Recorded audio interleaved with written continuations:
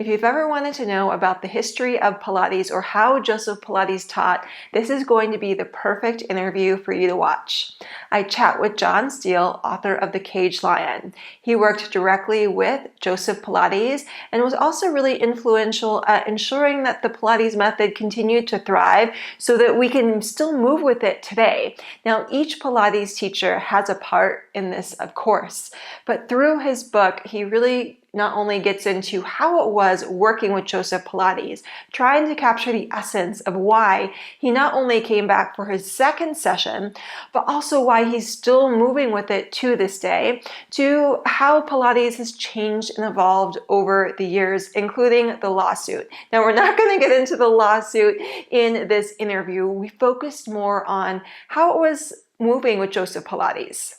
Whether you're a Pilates teacher or just like moving with the Pilates method, I think you're really going to enjoy this conversation, especially the fact that John keeps it really real, like with progressing to the teaser exercise. Lots of times we have unrealistic expectations of how we can progress with the Pilates method. But at the same time, when you're consistent, you will progress, just maybe at a slower pace than we may want as humans. And so definitely check out that segment of the conversation. That was a little gem, and there's other little hidden gems as well. If you're new here, my name is Beth, and welcome to Trifecta Pilates.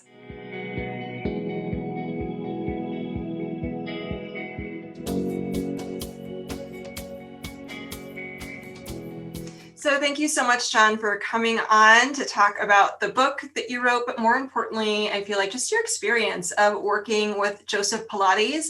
And what was really interesting about reading the book from your perspective, it's the first book that I've ever written or account I've ever heard of someone who didn't go on to become a Pilates teacher, but really just enjoyed moving with the system. So do you want to talk a little bit maybe about how, what was your inspiration for writing the book? Sure. And it's funny you mentioned that because initially that was, and maybe still, my appeal, because everyone else was either the few people who were still alive that worked with Joe, went on to be teachers, Lolita, Mary Bowen. And here was someone that came along that never trained to be a teacher. You know, it was almost mysterious to them why I even stayed with it. And it was equally mysterious to me why I stayed with it until I started to think about it when I wrote the book. The question was the inspiration. I was really out of the whole Pilates world after the lawsuit, after the decision in 2000. And I continued to do it. I did it in Telluride. I had a very good teacher there. And I went, once a week, and I had a reformer and a chair, and I kept doing it, but I had no connection to the world of Pilates. And through a couple other people, Kevin Bowen got in touch with me around 2007 and said, would you like to be the opening speaker at our PMA, I think it was the second or third large convention in Florida? And I said, sure. So and then, of course, I had to start to think about what I was going to speak about. And I was outlining that and going over it. And I realized for the first time really in my whole life that I had been a zealot. I'd been there for the whole time of the rebirth of Pilates, including, the death of Joe. And I kept thinking about, that's weird. I mean, I was important to the whole thing. I was instrumental in this. without ever thinking about it. I mean, I never thought, well, I'll do this and it'll keep it going. I just kind of did it. And when I started to put it all together and then started to think about talking about it, I kind of got interested and curious, and not only about the history of Pilates, but the big question was, why did I do it? What caused me? Why did I even like Joe? Why did I even love Joe? Why did I even go back the second day? What I never thought about it for a minute in my entire life until that happened. So when I prepared my talk, the keynote address, first place, I was extremely moved. I was very emotional. It was the 40th anniversary of Joe's death, and pretty much in the same, time of the year, almost the same day.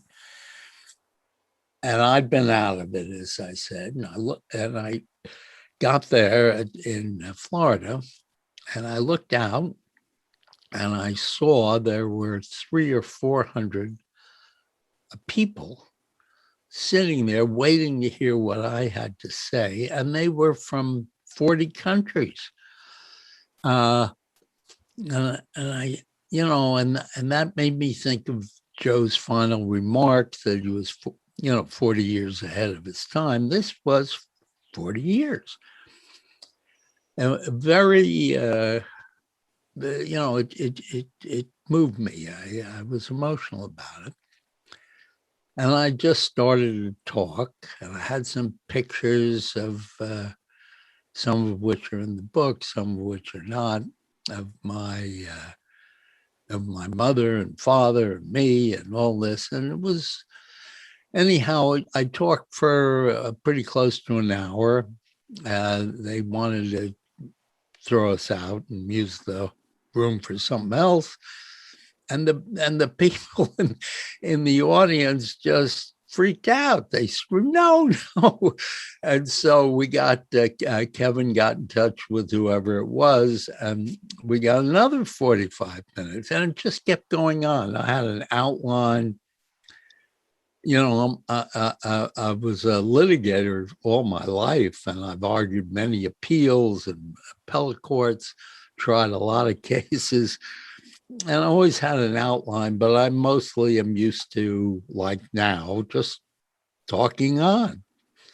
And that's what I did. The hell with the outline. There was plenty of material in my head. This thing kind of took on a life of its own, as it frequently does. And so they screamed and yelled. I won another 45 minutes. And I'd just flown in from Europe. I wasn't, really totally rested and all that. But the adrenaline was going on. Anyhow, they finally did throw us out. And we went out into the lobby, and there 400 people and me. They pulled the chair up. I sat in the chair, and they took over the whole lobby. They just sat, the entire audience. And there are people that I've spoken to recently that were there, remembered it well. And they just sat cross-legged on the floor. And we went on for another 4. They brought me a couple of beers, and I was in heaven, and I was chattering away. And afterwards, people said, "Oh, you ought to write a book. You ought to write a book." So that was the inspiration. That, I hope, answers your question. But from the inspiration to the execution to where it is now, that's a whole other long story. The lawyer in me was very happy to get up and talk about it. The lawyer in me, when he started to write this book, was obnoxious. I couldn't deal with this person. I mean, I wrote the book, and I read what I wrote in chapters. It wasn't that I read it all through, and it was terrible. I mean, it was. I just felt, who would want to read this?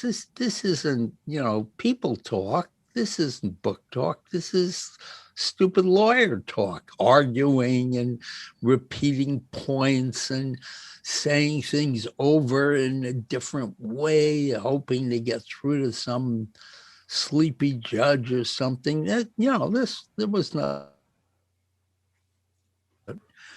So I trashed that and gave it a little rest. But I started again, and I was having horrible time killing this lawyer part of me.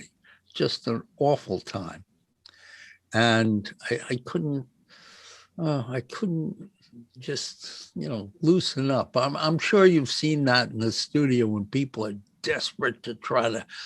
Oh, they're going to do the teaser no matter what. And all they have to do is let go, and boom, there it is. But I couldn't let go. And so at one point, this is years and years into this thing, I said, I'm going to write it in the third person. Instead of being a narrator, I'm going to be the character. I'm going to be someone like Joe or Clara or Bob Seed or, Ron Fletcher. I'm going to be a character. And I'm going to write it kind of, like a New York, almost wise guy kind of thing. So I had the New Yorker in me. And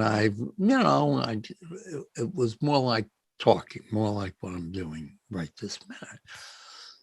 And I wrote it, and it was fun writing it, but it was even worse than the worst of the other two. I said, this is embarrassing. My kids will leave me. My wife will leave me. Everyone will leave me. So I put that one down, and I don't know why I kept wanting to do this. It became one of these horrible challenges. I got to do it. And no one was pushing me. I mean, I was in touch with several people, Sherry Berkowitz and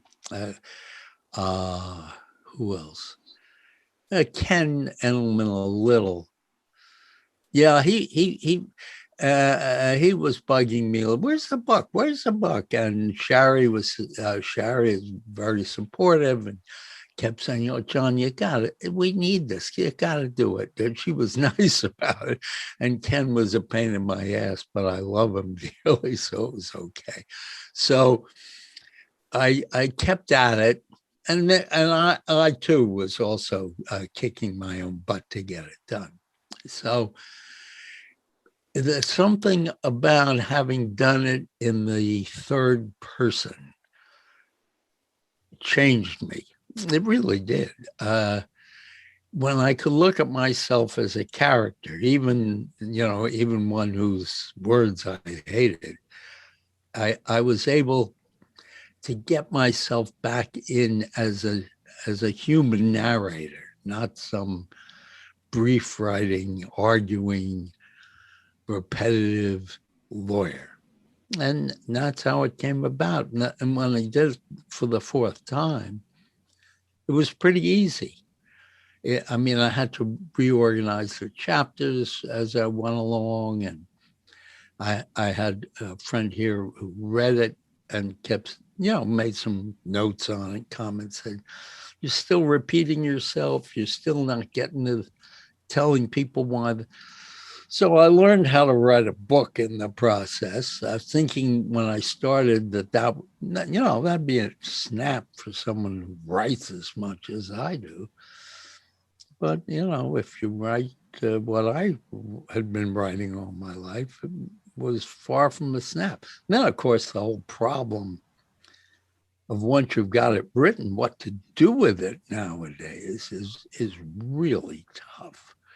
It is. I have a question for you though, because you had a little gem of wisdom, that a parallel that you said, that writing the book was similar to teaser, that sometimes we just struggle and struggle so hard and we're trying to push through it, but it's when you can find an ease is when the exercise comes. And that is part of the Pilates method. The exercises that he created is not just about that strength component. There's a release there that's very challenging to get during your first workout for sure, or even many times after that.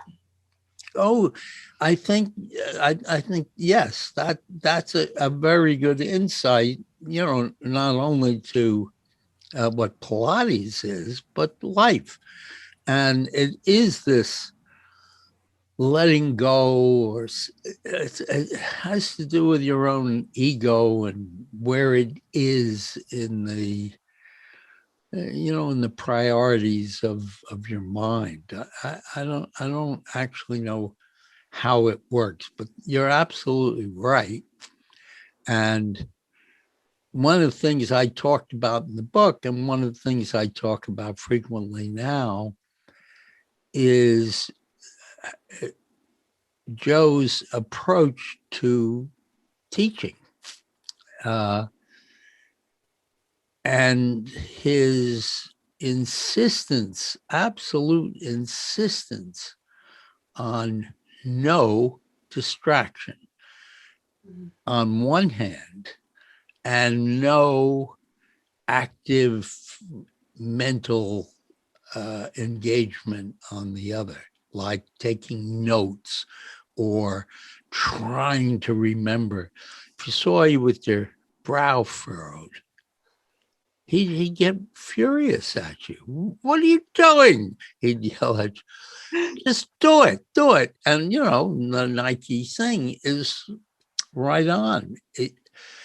It's all part of that big Zen thing that's very important in the world, very hard to define. I had a real problem in the book getting to what made Pilates so addictive to people. And had I not found that other book by Csikszentmihalyi, the psychologist, I think I wouldn't have been able to finish the book. That was really a very important thing, this flow, this getting in the zone. And people don't really realize that. I mean, I spoke to someone the other day, said, "Oh, you can do other things when you're doing Pilates." And I thought, what? Are you kidding me? And you can't. And that's great. It's like going fly fishing. You can't stand in the middle of a stream fly fishing and read, People magazine. You just can't do those things. You can't play basketball and read. And you can't play chess, and then between you gotta engage your mind. I don't think Joe understood that.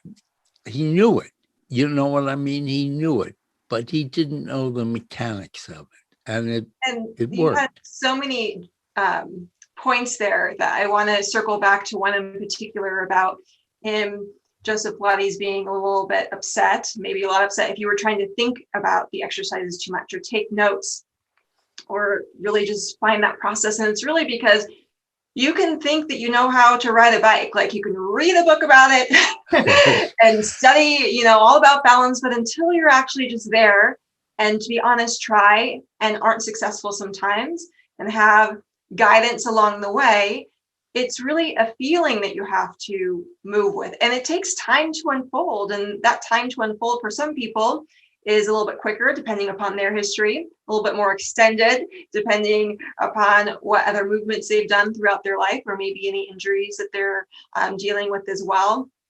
And so that's something I think that I wish people just gave themselves the time and grace to move with the system and know that it's going to evolve over a lifetime if they stick with it, as you have. Sure. It's that thing you mentioned earlier. It's sort of giving in or giving up, or we try so hard in life to achieve things, to do things, to learn things, and it's almost like you're arm wrestling yourself into something. I play the flute, and I've been taking flute lessons for a long time, and the whole trick is just to play the flute. It's not to think, oh God, I gotta get my embouchure tighter and this and that, and my breath and my support, and 48 things. No, just play the flute. Your body will sort of. And the same thing with, if you give into the thing with Joe was, I had to give into it. There was no choice. I mean, he was so different and so demanding without demanding. I mean, you either did it his way or you forget it. And of course, there were only 50 people in the whole world at that time that were doing it his way. And that, was one of the great hindrances that he brought with it. And he didn't encourage people like you and thousands of others who do think about it, apply their own creativity to it, consider alternatives, consider better ways of instructing people and instructing. He didn't even think about that. It was very dramatic, rigid, had to be one way, but you had to give in. That was the first and most important point. And everyone did. It wasn't just me up there giving in. Everyone who stuck with it from that early kind of culty period had given into it and got no huge reward from it. But I have to think, as much as he was very rigid, and for myself and other people who I know who have read the book, the first part of it, especially talking about his teaching, was very challenging because it's not how I teach. I don't teach like him necessarily right or wrong. I would say even I was triggered a little bit, like, oh, that just doesn't sit right with me. However, he kept creating different exercises from what I know, and please correct me if I'm wrong, because there's a lot of things in there that I was like, whoa, that is not what I was told, my initial training or afterwards. And it really debunks some myths, which I think we need in this industry. But back to the point of when someone came in and they couldn't do his exercises, I feel like, from what I know, he then created a new way or a new exercise to speak to what they were coming in for, so that he can circle it back to his original work. Is that right? I will answer. I will deal with that. But first, tell me who trained you. Oh, I was trained in California with Rail. Oh, okay. That's not true. He never provided an alternative, ever. Mm-hmm. And no one ever couldn't do an exercise because the exercise didn't get done. It wasn't something you did, or like climb a pole or lift 600 pounds. What you did with Pilates was try. That's all you did. So, yes, now take the teaser, an extraordinarily difficult exercise for people who haven't gotten control over quite a few different parts of their body. And now I see people teach the teaser in 14 different steps.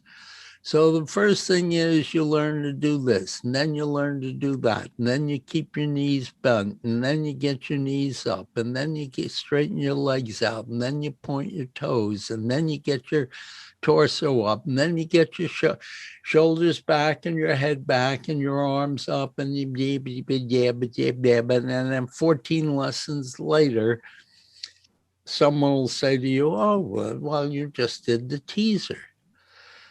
No, that's not what he did. You sat on the box, on the long box, and you had a pad down. You had your towel down, and you had a pad down, and you lay flat. And if you just moved a third of an inch of your body up and your feet up, that's all he wanted. Next day, half an inch. Next day, an inch. He didn't tell you to bend your leg, to bend your knees, it'll make it easier. He didn't do any of that. He said, this is what I want you to do. I want you to bring your legs and your body up. Try it. And you did. You get up a half an inch, or you get your legs up and you're still on your back, or you get your back up off the box and your legs are still down. Nope. Your toes were pointed, your legs were straight, your arms were at your side. You weren't holding on to straps or anything. You were just trying to get up. And you know, in 6 months, you were up at 20 degrees. In a year, you were up at 35. And in 2 years, you didn't look like Raul or Julian used to look doing it, but you're pretty damn proud of yourself. And there was no compromise. There was no bending your knees or keeping your arms down or pulling against the straps to get some leverage on. That was it. And you were misled.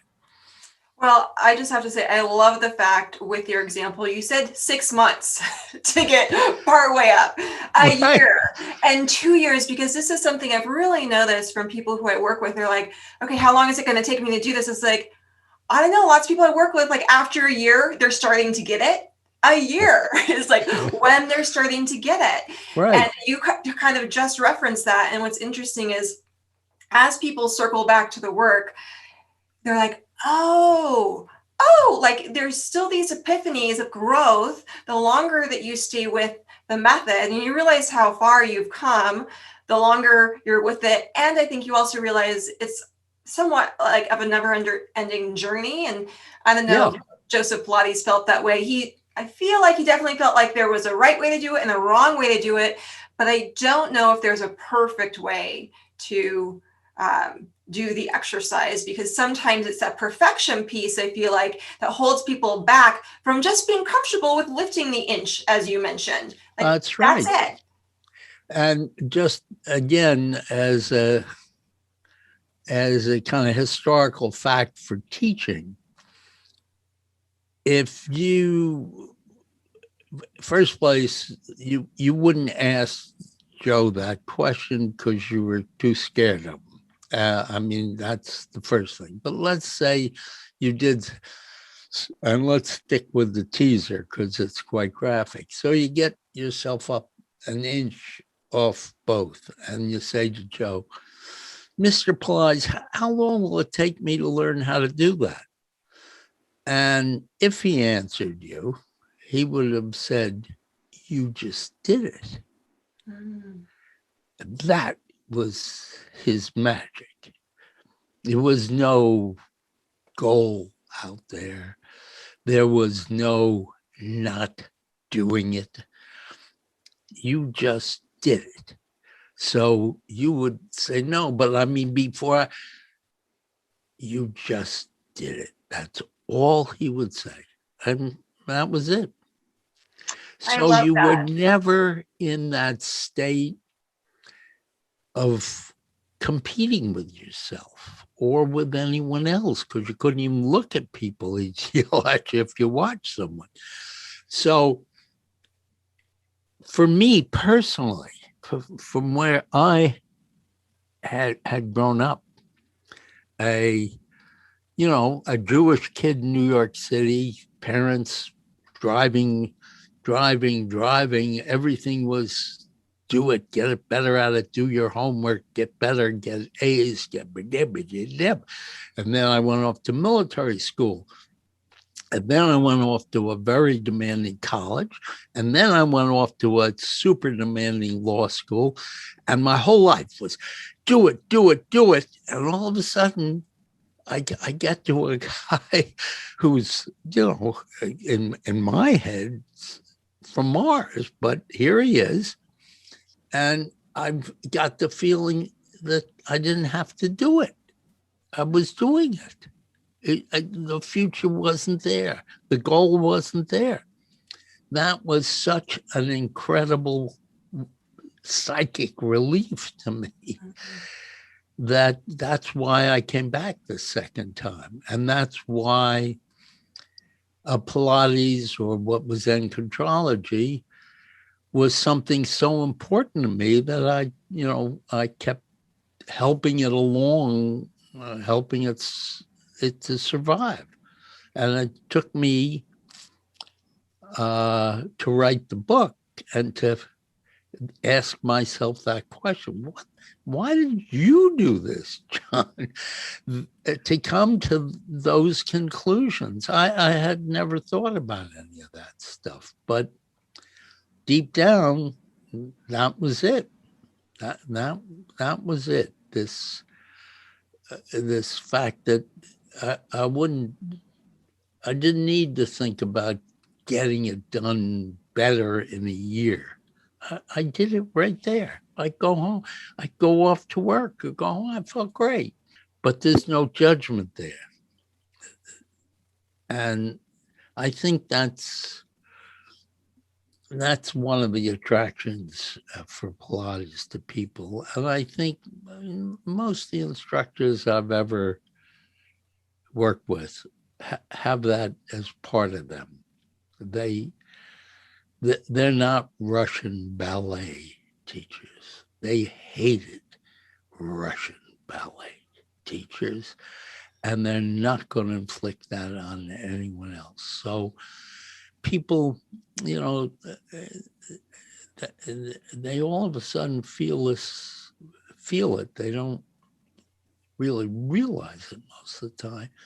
They feel this incredible sense of relief that they're not trying to increase their handicap or run faster or win more tennis or do whatever they do in life better. They're just there doing it. And that's pretty great. It is so great, just allowing ourselves the opportunity to be really in the present moment of doing the work in the way that makes sense at this point in time, knowing with that consistency, it's going to evolve and change. I would love to know, because you have obviously been moving with Pilates for a very long time, how you have felt or seen your practice evolve throughout the years. Well, yeah, I think that's a really hard question for me to answer, because, well, there's a lot of things that go on, one of which is getting old. And that's not, I have memories of myself, particularly in the Romana years, being really pretty goddamn good at what I was doing. I mean, I could do the star with no springs, and maybe one person in 1,000 can learn to do the star with no springs. I'd been at it then for maybe 10 years. I was a very good athlete, and I had enough coordination and balance to be able to start with one spring or no spring. Well, then, 3 springs, 2 springs, 1 spring. And finally, Romana said, all right, no springs. And, maybe I had a horrible time at it, or maybe it took me 3 months to learn. It was a trick. It was a trick. It wasn't, it was some weird goal just to see if I could do it. But, well, now I don't think like that anymore. I take a class, a private once a week on a reform, and I'm now back in the studio, but I did it remotely with the iPad up high, and I mean, I think my perception of my own body, how it works, is pretty much how it's been all along. Once I kind of got the sense of the concentration, and that comes fairly slowly. And I can't do anything like I used to, but what I can do gives me everything I want. So, it's a strange thing at this age. If I end up feeling like I'm going to think about my posture more and get my shoulder blades back together, drop my shoulders, not do this with my head. And if I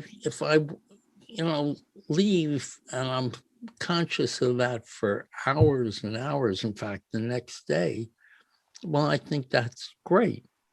Maybe back then I didn't even think about that because it was much more natural.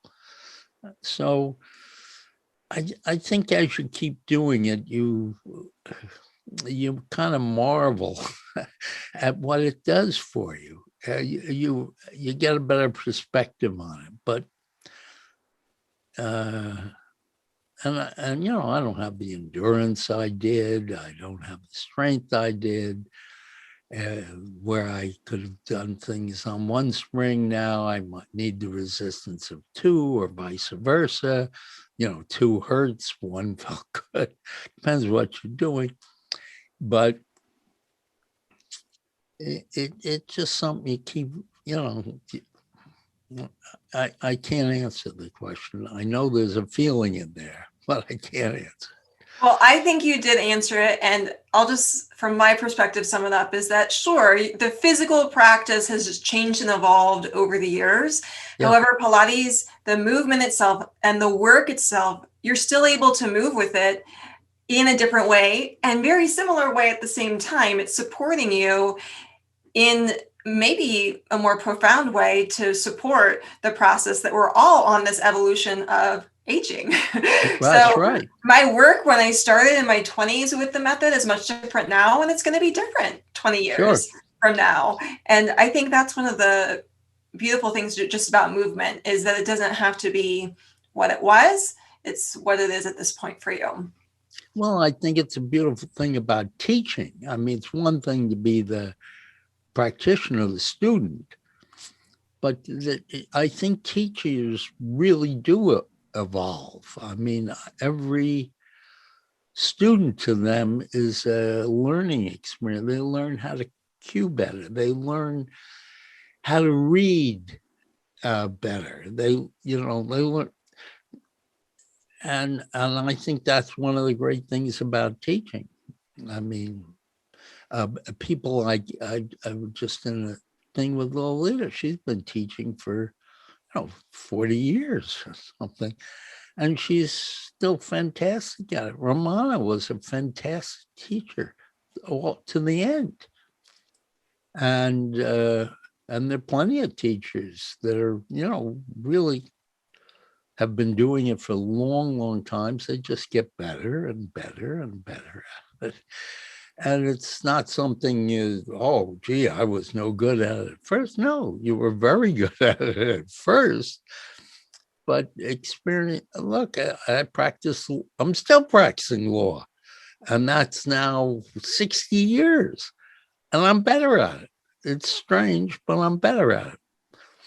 So, yeah, you learn. And that's one of the great things in life. It is. And a point or a few points in the book is you got to know Joseph and Clara Pilates beyond just being a student inside his studio, but also on a much more personal level. And you share stories of walking with him or going into their home. And he talked to you sometimes about just movement of the body outside of the what we now call the Pilates method.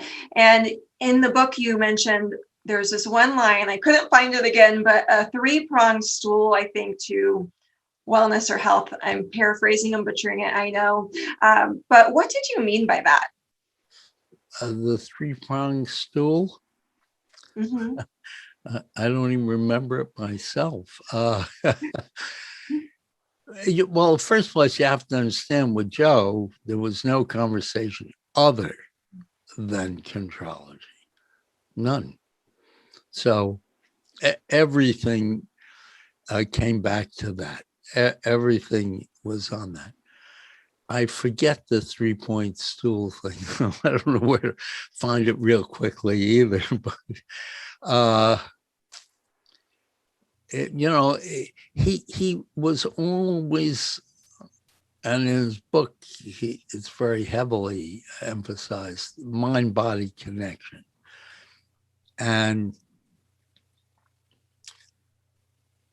he knew in his bones that there was this connection. And I always, not always, but when I tried to figure out where contrology came from, and I came up with the idea that it was during his incarceration on the Isle of Man, he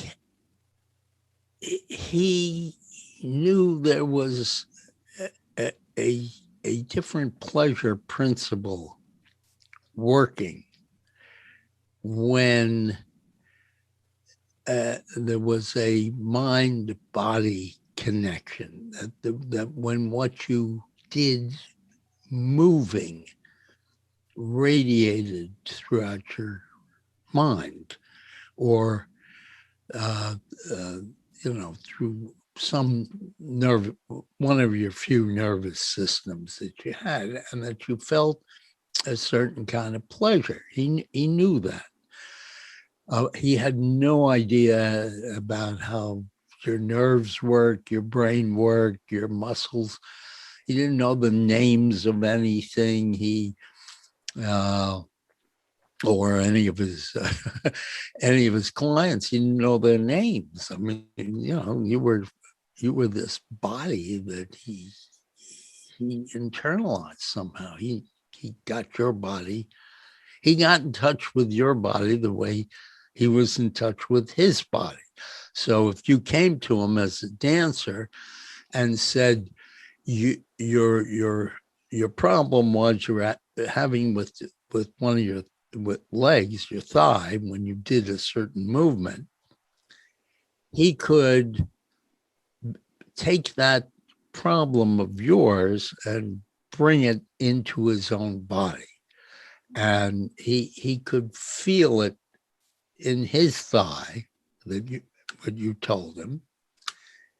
And he could figure out somehow that problem was caused by the fact that your right foot always came down, pointed out, and your left foot came down straight. And that put a terrible little twist into your pelvis, and this and you that, and you adjust this and do that. You were asymmetrical somewhere. He could feel that. If you asked him, well, Joe, what muscle is involved? Your thigh muscle. Let's just say your thigh muscle. I mean, that's that.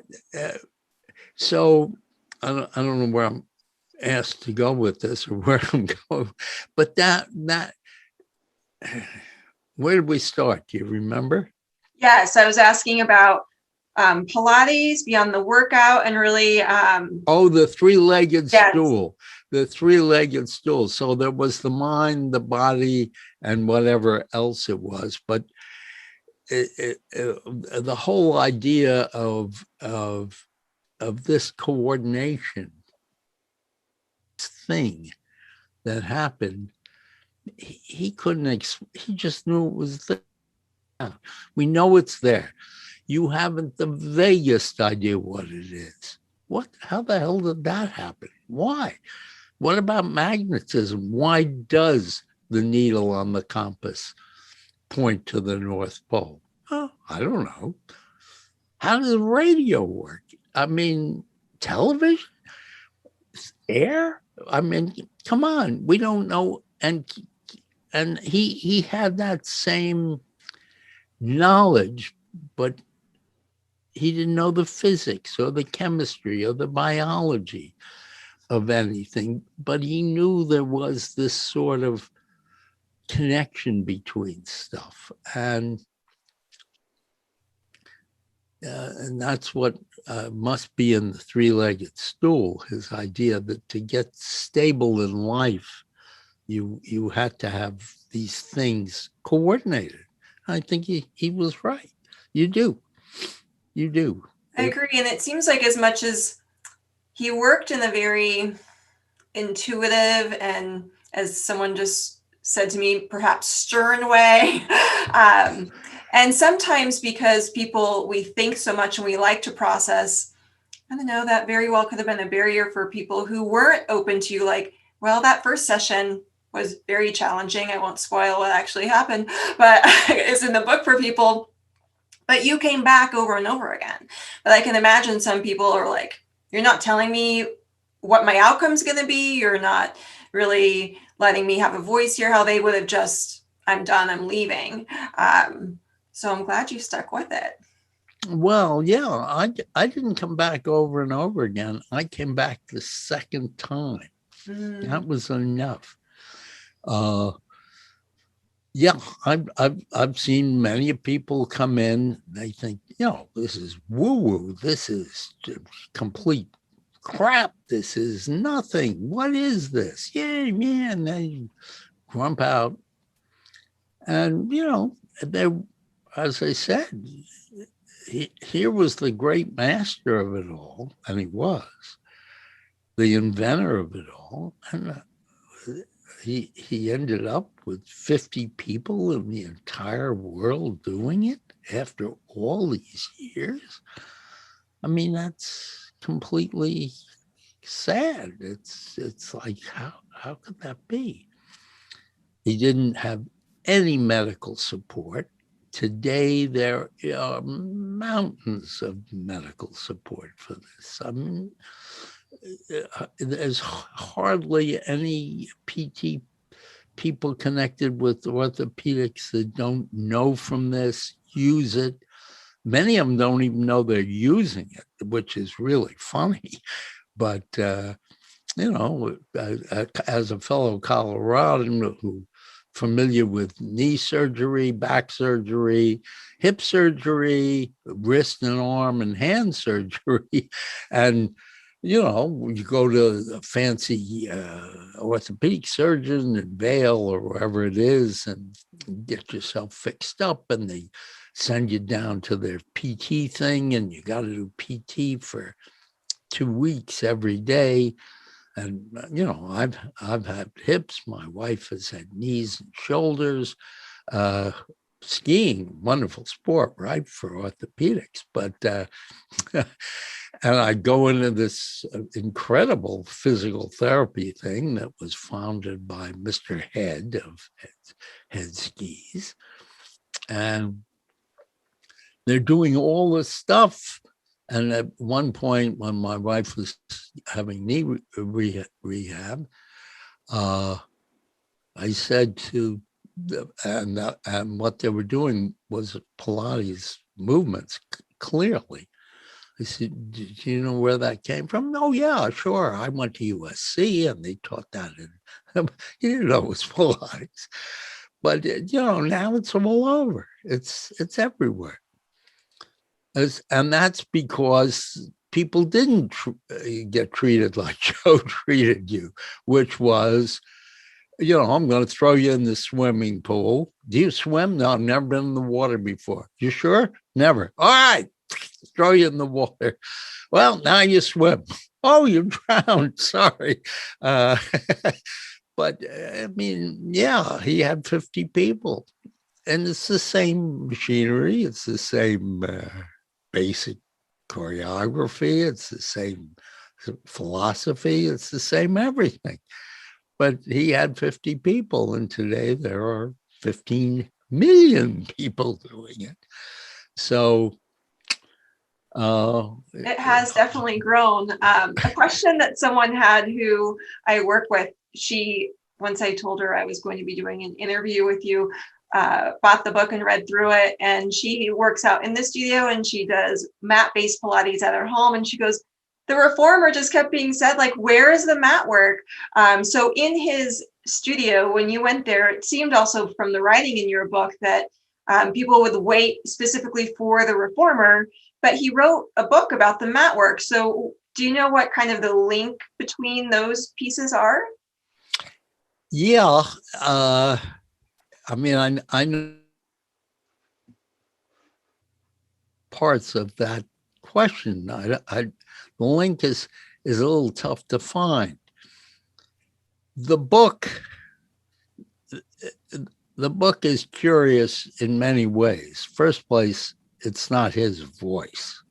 So who wrote it? I don't know. The book's strategy, what Joe had in his mind, was that everyone should be doing this at home. That was his mind. And he was not in the business of manufacturing equipment, or he made what he needed. He and made it, and a couple of people, Mr. SO, maybe in New Jersey, upholstered it and put it together, and it was. He wasn't in the business of trying to promote the sales of his equipment. So what'd you have? You had what he had when he was incarcerated, which was a mat or a mattress or a bed or something. So that's why he wanted to get everyone doing it in the easiest possible way. In the studio, there were 2 mats and 4, maybe 5. I think only 4. Someone told me the other day they thought it was 5. And it may have changed. They were very crowded. And in fact, when Lolita San Miguel first went in the studio, she'd been doing it for 7 years already with Corolla Trier. She was appalled at how crowded it was machinery. But anyhow, I think she said there were 5. The reformer is really the perfect piece of Pilates equipment. And the enjoyment from doing a routine on the reformer, I find to be, 5 times better than anything. It's more enjoyable, and it's more helpful, and it takes more concentration. There's a lot of things you got to do. Springs and foot bars and head bars and this and that and boxes and yeah. So the reformer really gets it all. And yeah, you do a lot on the Cadillac and the chair and the guillotine and yada, yada, all this stuff. But you can't. And the other thing about the reformer, which has a commonality with the mat, is it's horizontal. And people don't quite think about how nice it is to work out lying down and how healthy it is. Your heart doesn't have to work so hard. Blood goes up and down without gravity. There's no pumping against gravity in your heart. So it can move a lot more blood faster through you. And that makes you feel good.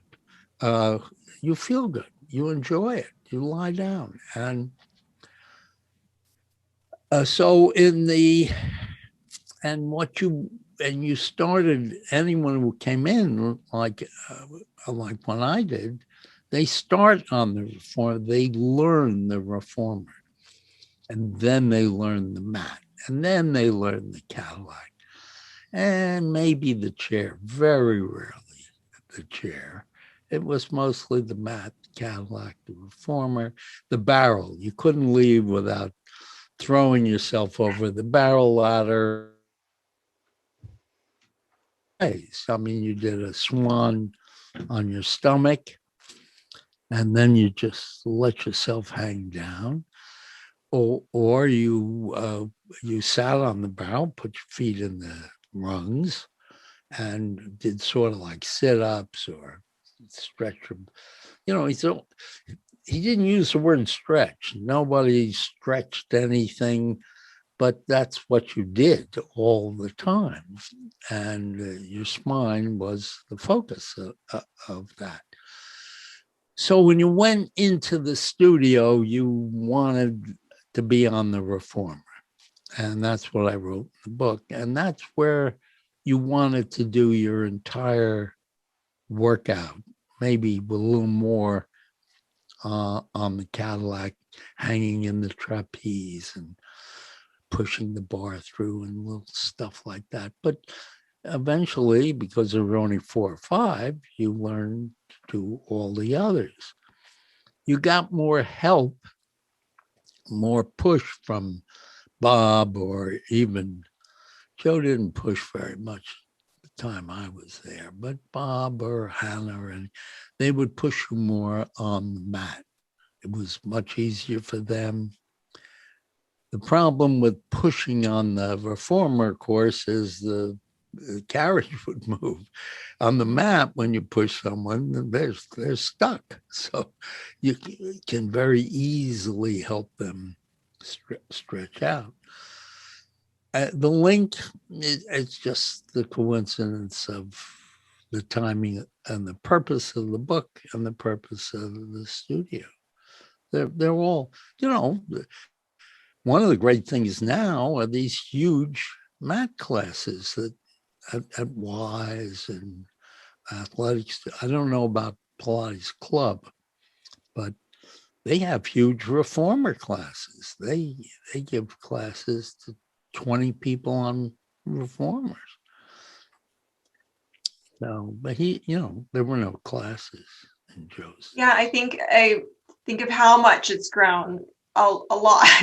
And part of that is taking it outside of the studio when we can, because even if we had studios in every community, it's still, in a sense, very limiting for a variety of reasons for people. So titrating it into those community centers or in a university setting, or being creative with how we're approaching teaching, I think has helped it open and expand a little bit more, so that maybe if somebody starts with the mat work, in the future they'll be a little bit more willing to go inside the studio, because it does look a little bit intimidating at first with all of that equipment. Even though the equipment, it can be very challenging, but it also supports you with a lot of exercises.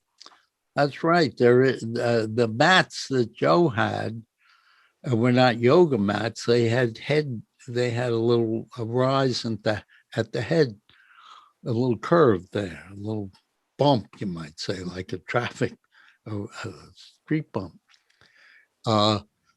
but you didn't have the headpiece, you didn't have a shoulder thing, you didn't have a strap you could put your feet in at the bottom, you didn't have uh, uh, uh, straps to pull against, you didn't have, a box, you didn't have any of that. There's, I mean, one of the huge problems is what you just identified. Very hard, very expensive. Teachers have to get compensated. No one's getting rich teaching, but how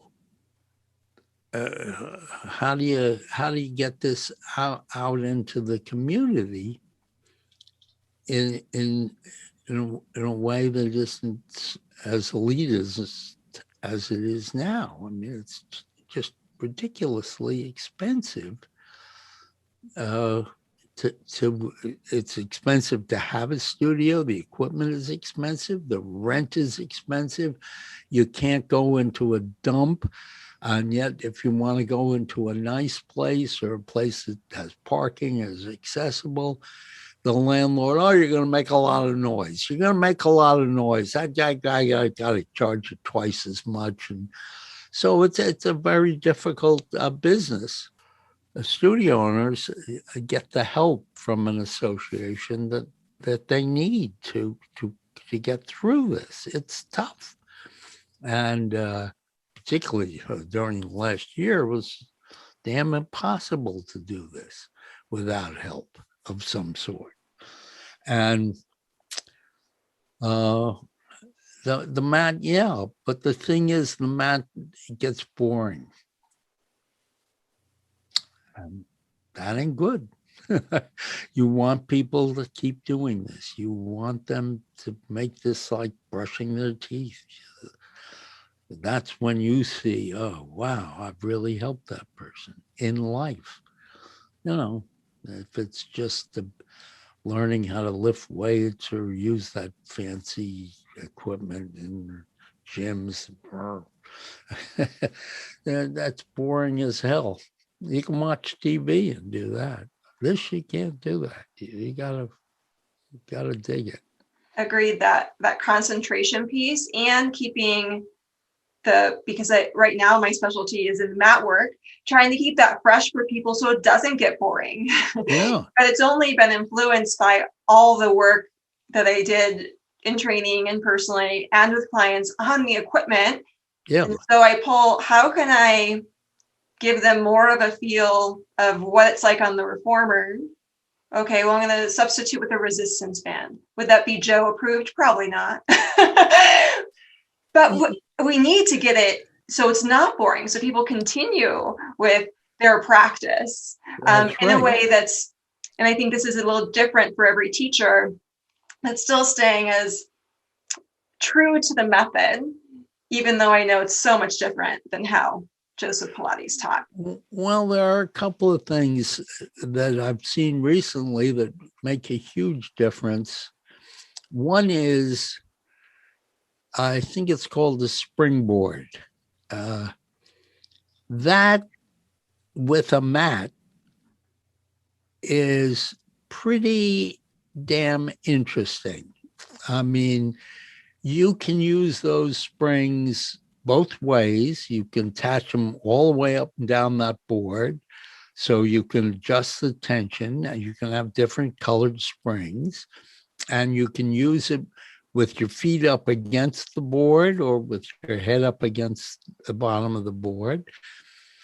And there are, I have one, and I've done several routines on there for 30, 40 minutes that are quite easy. Easy to teach, easy to do, and very interesting. And you are lying down, and it is mat work, but you've got much more stuff to deal with there. You can do leg circles, you can do all the arm stuff, hug a tree, millions of things. That's one thing. The motor, you know about the motor, MOTR? Well, that's kind of a really cool thing. Very, in my mind, hard. It's very difficult. That's quite advanced. Uh, but in terms of, if I think it costs less than $200 or something. So if everyone could, have a motor, you could have a class with 100 motors in it. They bring it like the mat. It actually has a strap. You can put your arms through it. Yeah, you can't do the Coraline like that. You can't do the reformer. It's a very expensive piece of equipment, as it should be. It has to last. It's got safety problems if it's not good. It's got rolls, it moves, it does this and that. But the other, there are real ways to get off the strict yoga mat concept and get other things done. Springboard seems to me you could put those all around the walls of every high school, college gym. It takes no space into the room. I think there are easy ways to get this into, let people be able to do it without having to pay, $100 an hour, 70 an hour. It's expensive the It way it is. is now. And I think you just, from your book, I realized how hard you and other individuals fought to adapt to the circumstances, to continue the work of what was controlology, create it into the name of Pilates. And we're seeing this continued evolution and growth to really try to reach more people because Oh, it is yeah. so powerful.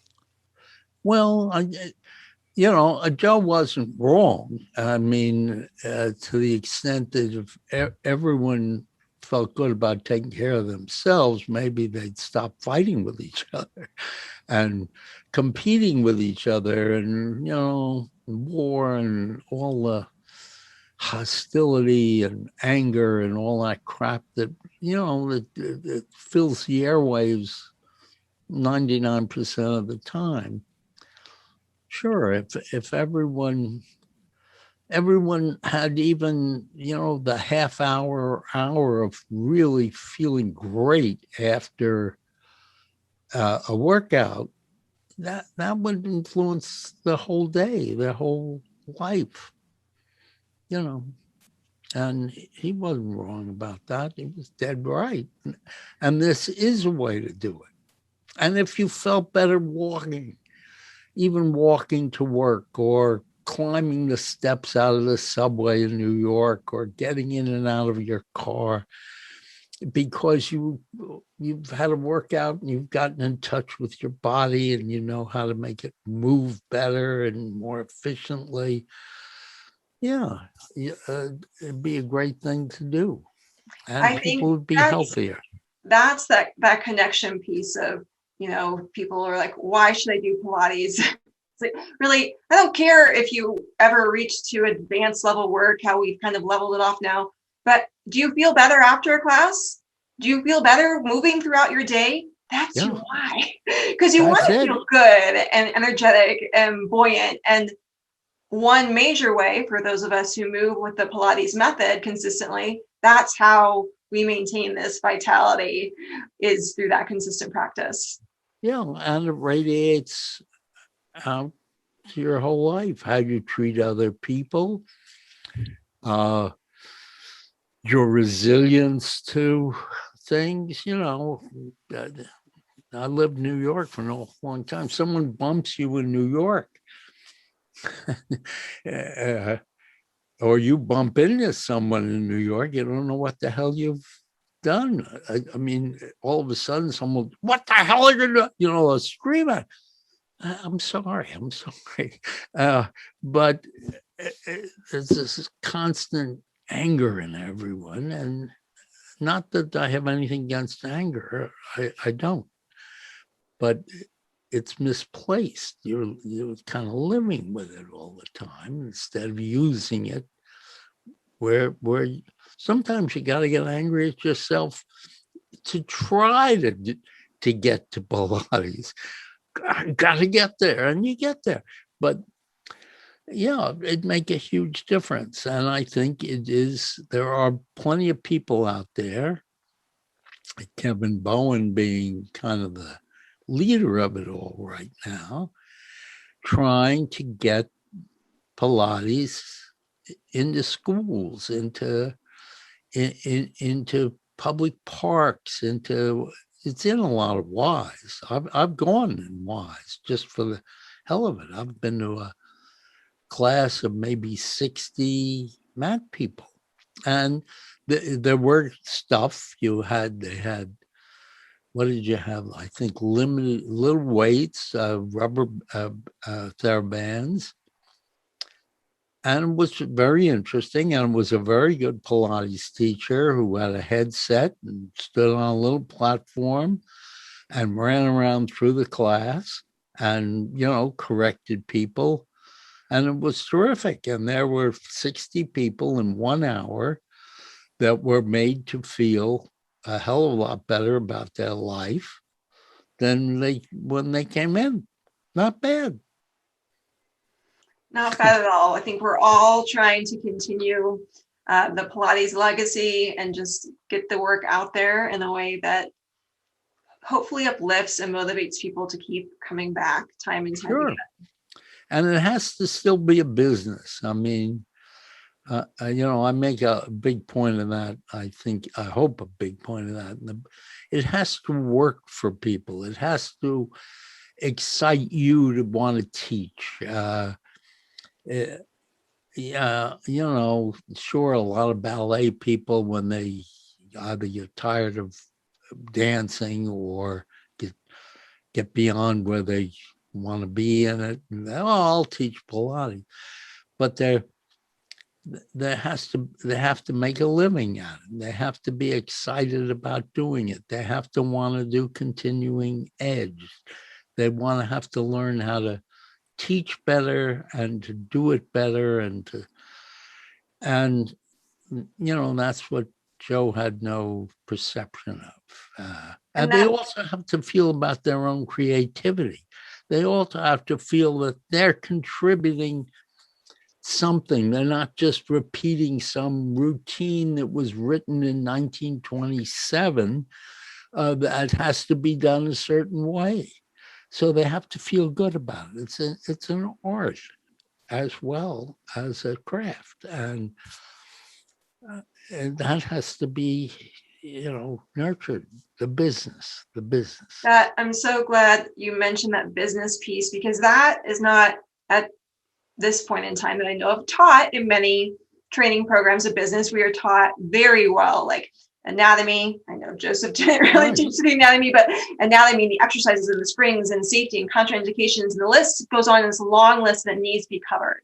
However, the piece that's missing for a lot of people who do want to own their own business or transcend a little bit more is the business aspect. And I read the book and it was like, oh, well, Joe didn't really have that piece either. And what I'm excited about right now is there are Pilates teachers who have been quite successful with the business aspect and are now teaching that as continuing education. Because for so long, the continuing education, it really has been about the exercises and the movement and the springs, but not the piece, which is how this is going to be sustainable for people who are business owners, and just the more holistic piece of it beyond just the workout, which is still important, that continuing education, but that business piece is just as important. Sure. And I think learning to teach is a great thing for everybody, because what do you do as a parent? I mean, what do you do in your work life, whatever it might be, outside of Pilates? It's the study of communication. Joe was a teacher like none I'd ever had at the time. And I must say, I've had 2 or 3 since that have been quite like him in terms of that. A man in France, not well trained in Pilates. He was a very accomplished martial arts practitioner and teacher. And he got interested in Pilates just about the time I met him. And he, a couple of weekends, but he knew the body like Joe did. And he also had Joe's style of teaching. Very few words, very force people to learn it, not to copy it. There's a huge difference. And he was, man, he's like Joe in that sense. And yeah, but not everybody's like that. Some people teach completely differently.